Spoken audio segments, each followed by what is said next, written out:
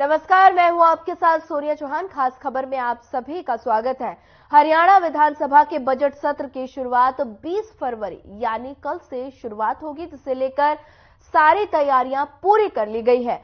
लेकिन इससे पहले आज बिजनेस एडवाइजरी कमेटी की बैठक होने वाली है, जिसमें सत्र की अवधि को लेकर फाइनल मुहर लगाई जाएगी। वहीं बिजनेस एडवाइजरी कमेटी की बैठक बता दें सोमवार यानी आज हरियाणा विधानसभा बजट सत्र का फाइनल करने के लिए बिजनेस एडवाइजरी की बैठक बुलाई गई है। हरियाणा विधानसभा के अंदर बता दें शाम 4 बजे ये बैठक होगी और इस बैठक में बजट की अवधि पर आखिरी मुहर लगेगी। बैठक में विधानसभा अध्यक्ष ज्ञानचंद गुप्ता, मुख्यमंत्री मनोहर लाल और साथ ही नेता प्रतिपक्ष भूपेंद्र सिंह हुड्डा, संसदीय कार्य मंत्री कंवरपाल गुर्जर भी मौजूद रहेंगे और इसके अलावा हरियाणा के डिप्टी सीएम दुष्यंत चौटाला भी इस बैठक में शिरकत करेंगे। वहीं आपको बता दें हरियाणा विधानसभा का बजट सत्र 20 फरवरी से 28 फरवरी तक होना है और अब तक तय किया गया है और साथ ही अब तक के लिए ये शेड्यूल के मुताबिक मुख्यमंत्री मनोहर लाल 23 फरवरी को हरियाणा का बजट सदन के पटल पर रखेंगे और उम्मीद जताई जा रही है कि चुनावी साल होने के चलते हरियाणा के मुख्यमंत्री बजट में हरियाणा के लोगों को कई बड़ी सौगातें दे सकते हैं। वहीं विपक्ष ने बजट सत्र के दौरान सरकार को घेरने की सारी तैयारी पूरी कर ली है और कांग्रेस विधायक दल की बैठक भी हो चुकी है और जिसमें सरकार को घेरने की रणनीति पार्टी ने बना ली है। बजट सत्र के दौरान कांग्रेस प्रदेश पर बढ़ते कर्ज, बेरोजगारी, भ्रष्टाचार, घोटाले और किसानों के मुद्दे पर सरकार को घेरने का मन बना चुकी है और साथ ही पार्टी सरकार के खिलाफ अविश्वास प्रस्ताव लाने की भी बात कह चुकी है और इसके अलावा किसानों के आंदोलन को लेकर भी सदन में खासा हंगामा हो सकता है।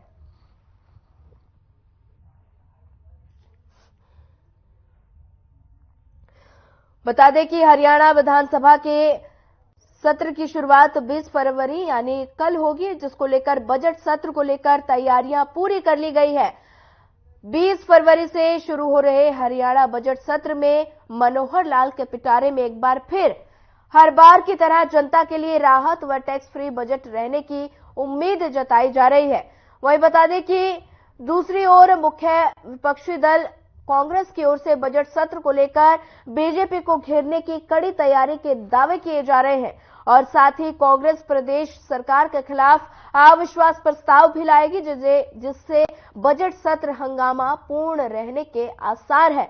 वहीं सत्ता पक्ष भी करारा जवाब देने को तैयार है और इसको लेकर नेता विपक्ष पूर्व मुख्यमंत्री भूपेंद्र सिंह हुड्डा द्वारा विशेष रणनीति तैयार की गई है, जिसे लेकर उन्होंने पिछले दिनों में कांग्रेस विधायक दल की बैठक बुलाकर सभी विधायकों को दिशा निर्देश दिए थे कि वहीं कांग्रेस विधायक गीता भुक्कल, वरुण मुलाना, नीरज शर्मा के अलावा बीजेपी विधायक भव्य बिश्नोई द्वारा लगाए गए सवालों में प्रदेश के सरकारी अस्पतालों में मेडिकल स्टाफ, डॉक्टरों की कितनी सीटें, नौकरियों की नियुक्ति में रिश्वत, पशु अस्पतालों में चिकित्सा और दवाइयों की कमी जैसे मामलों को लेकर सवाल लगाए गए हैं। वहीं प्रदेश के शिक्षा, संसदीय कार्य, वन, पर्यटन और अतिथि सत्कार मंत्री कंवरपाल गुर्जर ने विश्वास व्यक्त करते हुए कहा कि इस बार का बजट पिछले हर साल के बजट की तरह ही बिना किसी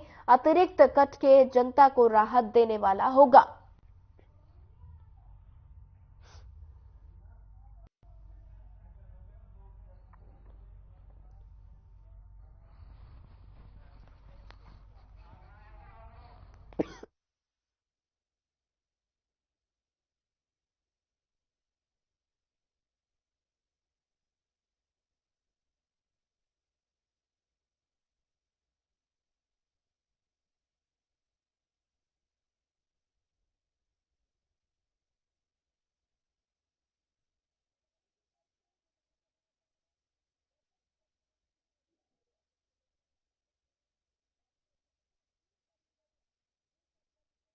हरियाणा बजट सत्र में मनोहर लाल के पिटारे में एक बार फिर से हर बार की तरह जनता के लिए राहत और टैक्स फ्री बजट रहने की उम्मीद जताई जा रही है।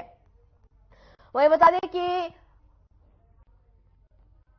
दूसरी ओर मुख्य विपक्षी दल कांग्रेस की ओर से बजट सत्र को लेकर भाजपा को घेरने की कड़ी तैयारी व दावे किए जा रहे हैं और कांग्रेस प्रदेश सरकार के खिलाफ अविश्वास प्रस्ताव भी लाएगी, जिससे बजट सत्र हंगामा पूर्ण रहने के आसार हैं। वहीं सत्ता पक्ष भी करारा जवाब देने को तैयार है और इसी को लेकर नेता विपक्ष पूर्व मुख्यमंत्री भूपेंद्र हुड्डा द्वारा विशेष रणनीति तैयार कर ली गई है, जिसे लेकर उन्होंने पिछले दिनों में कांग्रेस विधायक दल की बैठक बुलाकर सभी विधायकों को दिशा निर्देश भी दिए थे। वहीं कांग्रेसी विधायक गीता बुक्कल, वरुण मुलाना, नीरज शर्मा के अलावा बीजेपी विधायक भव्य बिश्नोई द्वारा लगाए गए सवालों में प्रदेश के सरकारी अस्पतालों में मेडिकल स्टाफ, डॉक्टरों की कितनी सीटें, नौकरियों की नियुक्ति में रिश्वत और पशु अस्पतालों में चिकित्सकों और दवाइयों की कमी जैसे मामलों को लेकर सवाल उठाए गए हैं।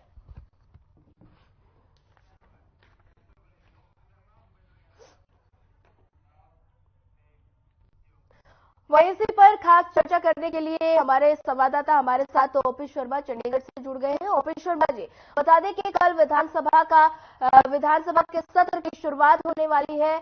विधानसभा सत्र में क्या कुछ बड़ी सौगातें सरकार की तरफ से जनता को मिलेगी, क्या कुछ उम्मीद जताई जा रही है? बड़ा अपडेट जानकारी दीजिए। के बजट सत्र की बात करें तो कल 11 बजे राज्यपाल के अभिभाषण के साथ ये सत्र जो है शुरू होगा और इस बार का सत्र जो है काफी मायनों में जो काफी खास रहने वाला है, क्योंकि ये सरकार का जो है कार्यकाल का दूसरे कार्यकाल का अंतिम बजट है और एक तरह से कह सकते हैं कि सरकार का चुनावी बजट। तो ऐसे में लोगों को उम्मीद है कि सरकार जरूर कुछ ऐसी राहतें जो है किसानों और कामगारों, कारीगरों और जितने भी समाज के गरीब तबके, युवाओं को, महिलाओं को कहीं ना कहीं कुछ देने की कोशिश करेगी। तो उसके ऊपर एक सभी की उम्मीद है, क्योंकि इस साल देश में जहां लोकसभा चुनाव होंगे वहीं लोकसभा चुनाव के 3 महीने के बाद जो हरियाणा विधानसभा के चुनाव भी होंगे। तो ऐसे में उम्मीद की जा सकती है कि एक अच्छा जो है वो बजट पेश होगा, लोगों की आशाओं के अनुरूप जो बजट रह सकता है। शायद किसी नए टैक्स का जो प्रोविजन ना किया जाए, लोगों को कुछ राहत जरूर दी जाए। तो इस तरह की एक उम्मीद लगाई जा सकती है। जहां तक बात करें कि किस फॉर्म में मिलेगा, तो जाहिर सी बात है बजट के अंदर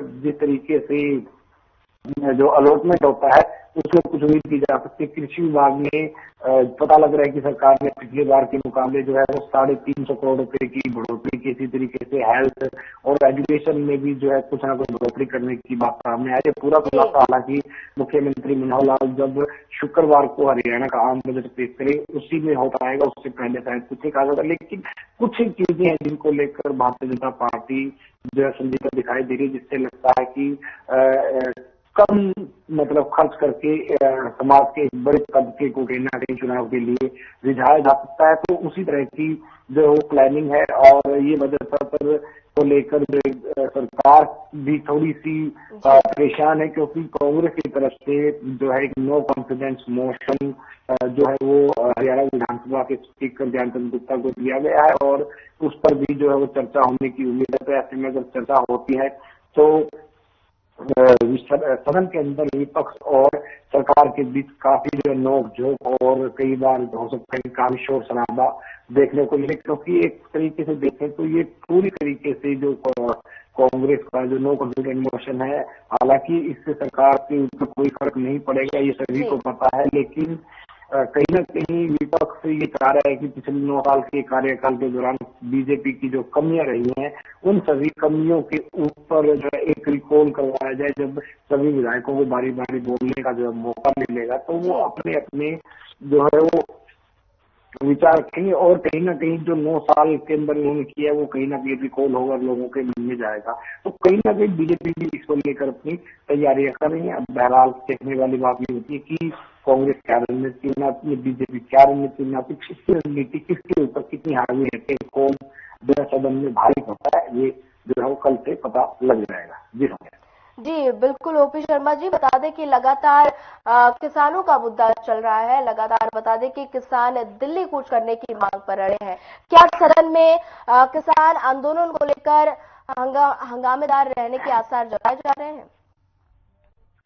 देखिए सोनिया, अगर हम बजट सत्र की बात करें तो जायज सी बात है कि किसानों का आंदोलन चल रहा है। कांग्रेस पूरी कोशिश करेगी कि किसी भी तरह से कांग्रेस जो किसानों की सिंपैथी वोट लेने के हासिल किया जाए। अपने आप को किसानों का जो है तारीखदार जो है वो कहीं ना कहीं कांग्रेस जरूर साबित करने की कोशिश करेगी। और हो सकता है कि कांग्रेस की तरफ से जो है सरल प्रस्ताव लेके आए जाए या फिर कोई शॉर्ट ड्यूरेशन जो है शॉर्ट ड्यूरेशन डिस्कशन प्रस्ताव होता है वो भी विधानसभा स्पीकर को दिया जा सकता है और इसके ऊपर जो डिवीजन ऑफ वोट है उसके आधार पर जो सरल प्रस्ताव लाया जाएगा। तो कहीं ना कहीं कांग्रेस भी किसानों का जो प्रदर्शन हरियाणा और पंजाब के बॉर्डर पर चल रहा है इसको लेकर बिल्कुल भी मौका नहीं गंवाना चाहेगी कि सरकार किस तरीके से लिया जाए। और हो सकता है कि सरकार इसमें किस तरह का अपनी बचाव करती है तो खैर देखने वाली बात है, लेकिन कांग्रेस जो है इस मुद्दे को छोड़ देगी नहीं। और दूसरा, हमारे देश के लोकतंत्र का भी एक तकाजा है कि जितना आप लोगों की केयर करोगे या उनके मुद्दे उठाओगे तो वो आपसे ज्यादा सीधे तौर पर अटैच होंगे। तो ऐसे में कांग्रेस भला एक ऐसा मुद्दा जो उनके हाथ में है आज के दिन, उसको वो क्यों छोड़ेगी। तो कहीं ना कहीं इस मुद्दे को लेकर जो है वो काफी जो है हंगामा और तकरार देखने को मिलेगी। यहाँ तक कि अगर हम 9% मोशन की बात करें तो उसके अंदर भी जो है शायद ही कोई भी पक्षी विधायक होगा जो इसका जिक्र ना करे। जी जी बिल्कुल, ओपी शर्मा जी बने रहिए हमारे साथ। रुक करूंगी, बीजेपी प्रवक्ता भूपेंद्र गहलावत हमारे साथ जुड़ गए हैं। भूपेंद्र गहलावत जी, बता दें कि सरकार के खिलाफ कांग्रेस अविश्वास प्रस्ताव लाएगी, क्या कुछ प्रतिक्रिया, क्या कुछ कहेंगे? देखिए, पहले तो मैं आपको जो दर्शक है उनको नमस्कार करता हूँ जी। फिर हमारा जो बजट सत्र है वो कल से 20 तारीख से शुरू हो रहा है जी। और 23 तारीख को माननीय मुख्यमंत्री as a finance minister budget को पेश करेंगे और उस पर चर्चा होगी। और जो लोग चर्चा में भाग लेंगे उनको पूरा समय दिया जाएगा और उनकी सभी बातें ध्यान से सुनी जाएंगी और जो भी उसमें पॉसिबल होगा वो किया जाएगा। देखिए, ये जो पहले सरकारें रही 50 साल में हरियाणा का बजट 1 लाख करोड़ रुपए के करीब हुआ 50 साल में और हमने 8 साल में लगभग उसको डबल करने का काम किया है। हमने जिस भी विभाग की जो भी मांगे हैं उसको तकरीबन पूरा करने का इस बजट में हम प्रोविजन करेंगे और हम हरियाणा प्रदेश की जनता पर नया कोई टैक्स नहीं लगाएंगे और जो भी सुझाव आएंगे उन सुझावों को अगर सही होगा तो उसको स्वीकार किया जाएगा। और ये पूरा जो बजट सत्र है, मैं तो ये कहता हूँ कि इसमें जो विपक्ष के लोग हैं उनको भी हा हल्ला ना करके और जो सही ढंग से उनको चर्चा करनी चाहिए ताकि उसका लाभ हरियाणा प्रदेश की जनता को भी मिले और जो समय है विधानसभा का वो भी नष्ट ना हो, क्योंकि विधानसभा का जो सेशन चलता है उसमें बहुत ज्यादा खर्च होता है और ये हो हल्ला में विपक्ष के लोग उसको भेंट चढ़ा देते हैं और किसी किस्म की ऐसी चर्चा नहीं होने देते। तो मेरी तो ये है प्रार्थना है कि पूरी अच्छे से विपक्ष से चर्चा करे और जो भी अगर कोई दिक्कत होगी जो भी वो सुझाव देंगे तो अगर सही सुझाव देंगे तो सरकार मानती है हमेशा। और मैं तो ये कहूंगा कि जितने भी विभागों का जो भी बजट डिमांड आएगी उसको लगभग हम पूरा करने की कोशिश हमारी पार्टी और माननीय मनोहर लाल जी करेंगे। वो तो सभी वर्गों को खुश रखने के लिए काम करते हैं, जिसकी भी जो डिमांड होती है उसको पूरा करने का हमारी सरकार काम करती है और इस बजट में भी ऐसा ही होगा, ना कोई नया कर लगेगा और बिल्कुल से जो भी लोगों की समस्याएं होंगी, जो प्रायोरिटी के काम होंगे उन पर सरकार ध्यान देगी और उन विभागों को जैसी जरूरत होगी उसी हिसाब से बजट अलॉट करने का काम होगा। जी भूपेंद्र गहलावत जी बने रहिए हमारे साथ। एक बार मैं रुक कर लेती हूँ चंडीगढ़ का, जहां से हमारे संवाददाता हमारे साथ लगातार बने हुए हैं। ओपी शर्मा, बता दें कि विपक्ष कौन कौन से मुद्दों पर सरकार को घेरने की रणनीति बना रहा है?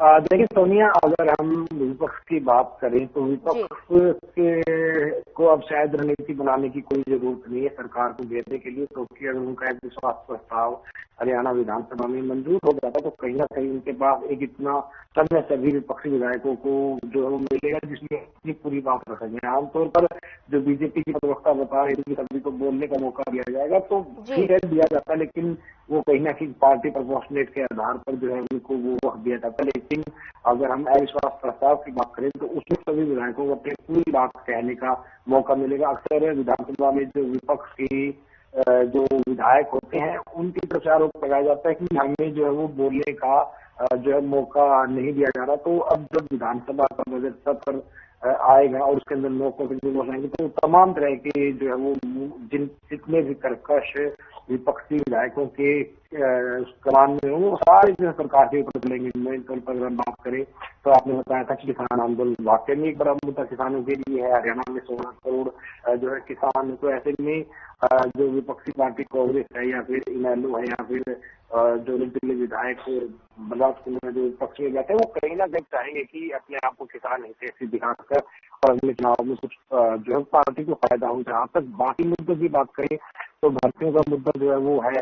साथ में अगर बजट आता है उसके अंदर कर्ज अगर हरियाणा का एक बार फिर बढ़ जाता है तो कहीं ना कहीं विपक्ष इस मुद्दे को भी प्रचारित करेगा। अगर हम हरियाणा के नेता विपक्ष भूपेंद्र सिंह हुड्डा के पिछले कुछ बयानों को देखें तो वो कहते हैं कि सरकार जो है 4 वर्ष की नीति पर चलती है कि कर्ज लो घी पियो, बाद में कोई पूछने वाला नहीं है। लंबे समय की जो अगर हम 2014 की बात करें तो हरियाणा के अंदर तकरीबन 70,000 करोड़ रुपए का कर्ज था जब बीजेपी सत्ता में आई। आज वो कर्ज बढ़कर 2.5-3 लाख करोड़ के आसपास 10 साल के कार्यकाल में हो गया है। अगर हम 2014 से पहले की बात करें जी ओपी शर्मा जी, ज्यादा जानकारी साझा करने के लिए आपका धन्यवाद।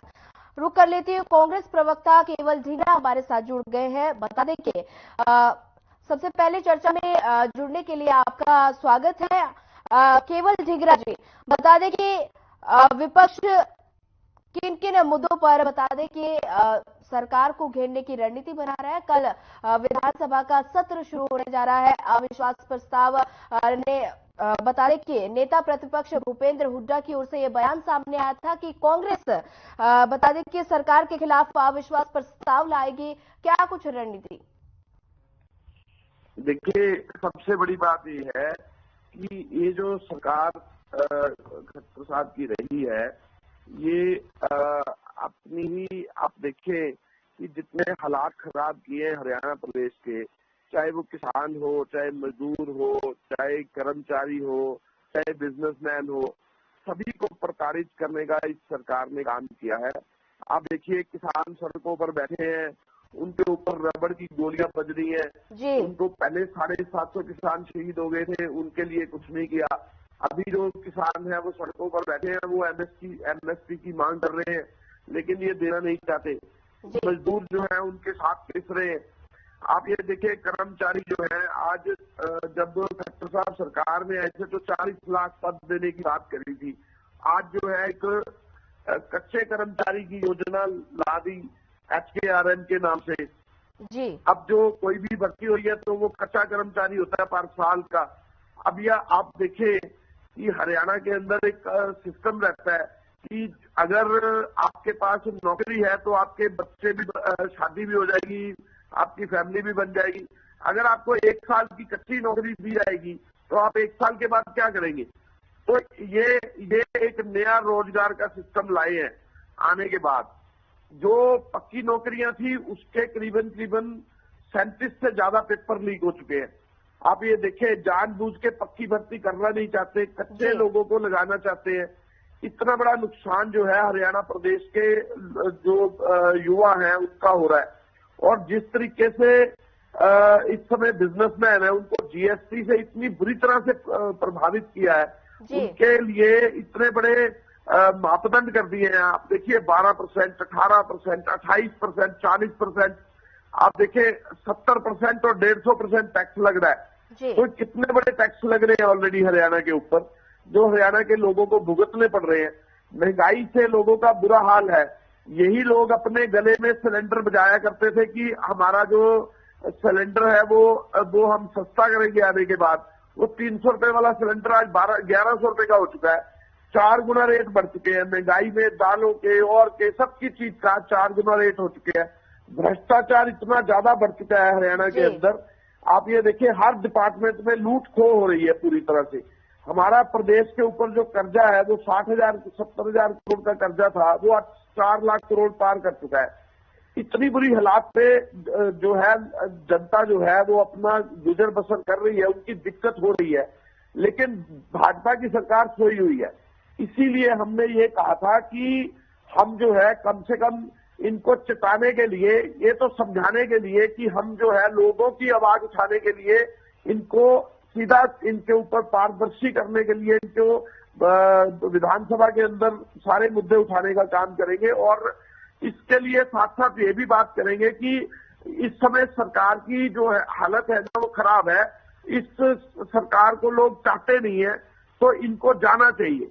इसके लिए अविश्वास पत्र की हमने बात करी है कि अविश्वास पत्र है लोगों का अविश्वास पत्र हम विधानसभा में लाना चाहते हैं, क्योंकि इन लोगों ने अभी तक कुछ नहीं किया।